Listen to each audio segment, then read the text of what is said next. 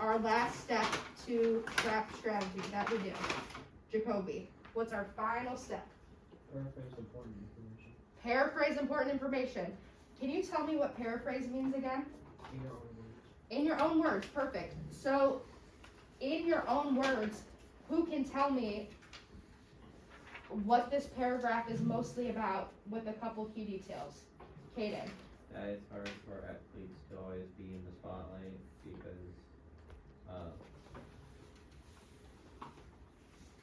how they make mistakes and they get hurt by Perfect. Absolutely. I would agree. Great paraphrasing. Okay, Hayden, come up, buddy. Thank you. All right, perfect. You guys did great. I'm going to move on to paragraph 4. So it's just a short one here. Oh, shoot. Did I skip that? I'm sorry. All right, paragraph 3. Hayden, what's our first step? You underline the first sentence. All right. You read the word. Perfect. We're going to think what we're going to read about. Can you come up and underline the first sentence for us, please? Other third. Yeah. And I can erase these other lines.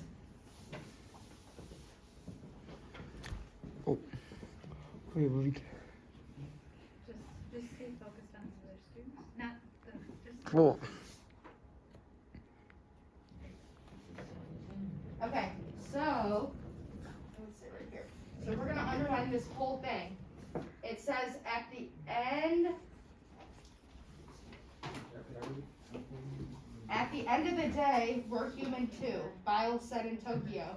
So we have to protect our mind and our body rather than just go out there and do what the world wants us to do. So, after reading that first sentence that Hayden underlined for us, what do we know that this paragraph is about? Who can tell me? I'm not going in.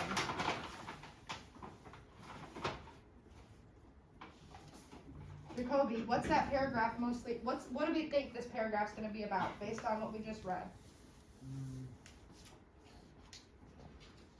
I think she's doing an interview. Right, so this is something she said in her interview. At the end of the day, we're human too. So she's telling the interviewer, hey, even though we're athletes, we're just like humans as well. Awesome job. All right, I'm gonna continue reading this paragraph. Historically, elite athletes have been expected to just grin and bear it when it comes to mental anguish. Our step, we got through T, we got through R. Kaden, what is our A step? What do we have to do for A? Ask what is the paragraph mostly about and why it's important. Hey guys, I should have said this. Don't worry about filling out those sheets for right now. Oh. Okay? My bad, I'm sorry, I should have told you. You can look at them for a reference, but don't feel like you have to fill them out for every paragraph right now. Okay? So, I'm sorry. What's our A? Can you tell me one more time? What is the paragraph mostly about and what is the most important part about it? Perfect. What is the paragraph mostly about? Zane, what's the main idea of that paragraph that we just read? What about athletes? That, well, like, people think they're like, I don't know how to explain it, like, being an athlete, they don't, like, get to be, like, how they was before they were, like, Yeah, famous and stuff. exactly. So she's kind of saying like, hey, we're still normal people. We still go through things like everybody else, right? Would you agree? Okay. Colin, can you please come up? I you did this one last time. Can you come up and or underline a key detail in this paragraph, please? Thank you. So Zane told us our main idea. Right there. Colin is gonna underline a key detail. So we're either looking down here or up here.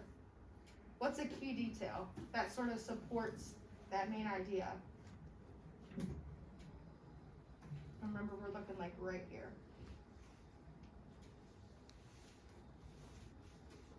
Just a key detail.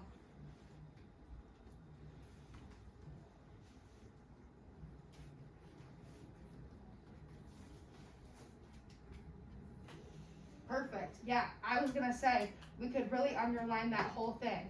That's right, Colin. He underlined, historically, elite athletes have been expected to just grin and bear it. So people, us as fans, sort of expect athletes just to expect them to go through it and not really show any emotion. Good job. All right, number 5.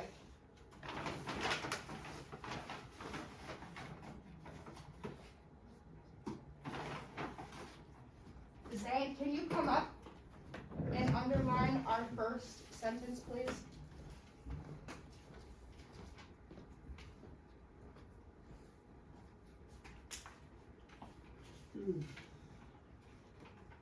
And can you just read it real quick for everyone? Despite the stigma, athletes are increasingly speaking up. Despite the stigma, athletes are increasingly speaking up. So what do we think this paragraph's going to be about?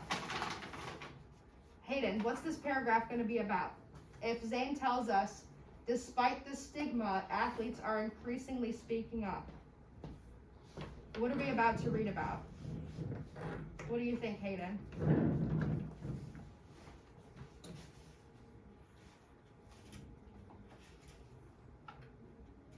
I'm being honest, I don't know what half of those words mean. That's okay.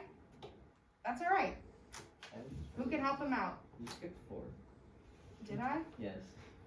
Mm-mm. From straight from 3 to 4 from 5. You guys, I'm sorry.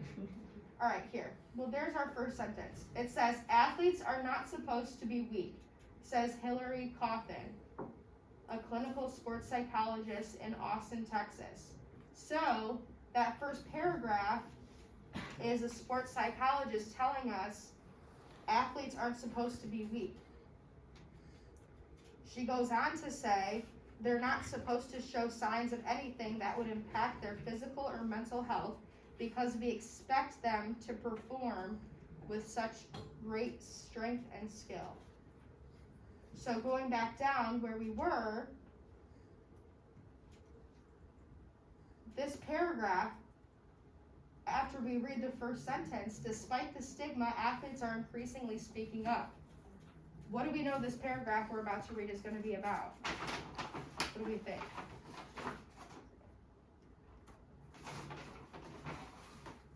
Kaden, did you still have an idea? Yeah. Yeah? What do we think this paragraph's going to be about? Like how they're like focusing more on their mental mind and they want to do that so the other people aren't letting them, so they're trying to get Perfect. Yeah, really good. So Kaden said this paragraph we're about to read is going to talk about athletes' mental health, right? So if I continue to read, it says a shift in cultural acceptance started around 2013, Coffin said.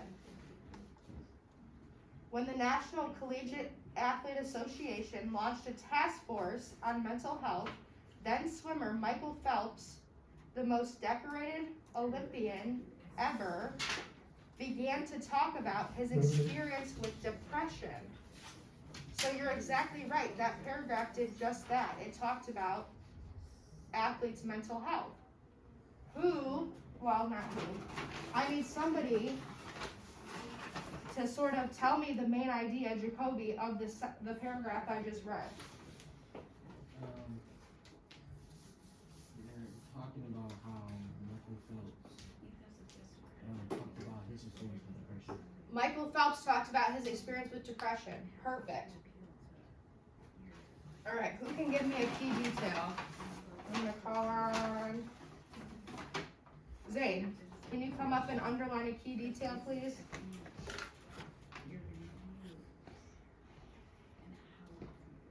So Jacoby gave us the main idea. Zane's gonna underline a key detail that supports that main idea.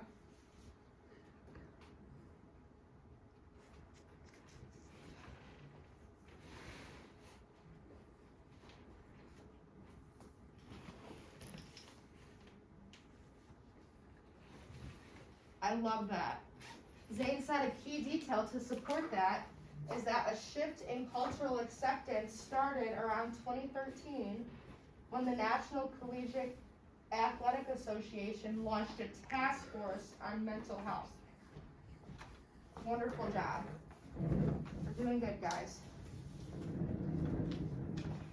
All right, just a few more. Paragraph 6 says, I basically carried just about every negative emotion you can possibly carry along for 15 to 20 years, and I never talked about it. The then 32-year-old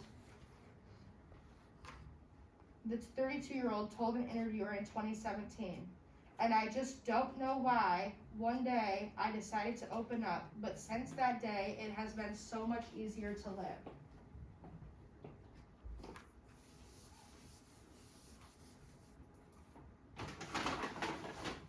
Hayden, can you tell me what this main paragraph is mostly about? Who's talking here? Who did we learn in the last paragraph is opening up about depression? Michael Phelps. Michael Phelps, perfect. A professional swimmer. So what is Michael Phelps saying in this paragraph that we just read? What's his main idea that he's getting across here? What's he saying about his depression? Now when he opened up, it's easier to live.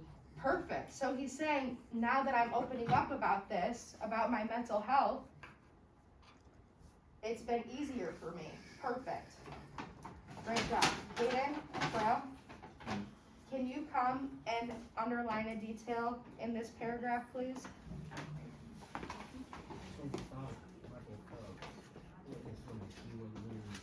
Yeah.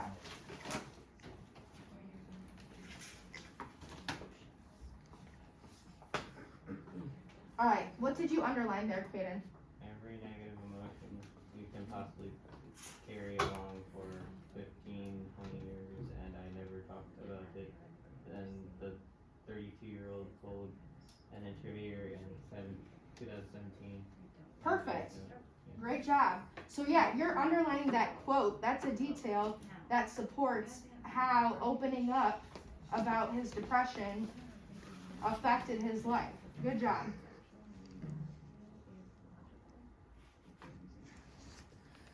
Other athletes, including figure skater Gracie Gold and NBA player DeMar DeRozan and Kevin Love, followed Phelps' lead and started discussing their mental health too. One of the most notable instances happened in May when tennis champion Naomi Osaka, 24, dropped out of the French Open over a dispute with tournament organizers over her refusal to appear at post-match press conferences, which she said caused too much anxiety. In September, after losing early in the US Open, Osaka announced she was taking a break.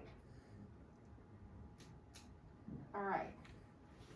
Zane, can you tell me what's like the main idea of the paragraph we just read? It was about how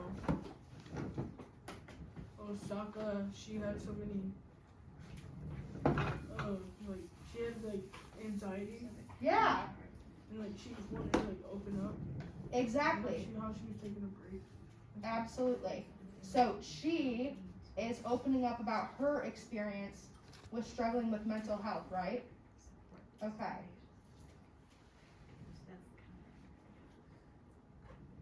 I feel like for me recently, when I win, I don't feel happy. I feel more like a relief, she said. And then when I lose, I feel very sad, and I don't think that's normal.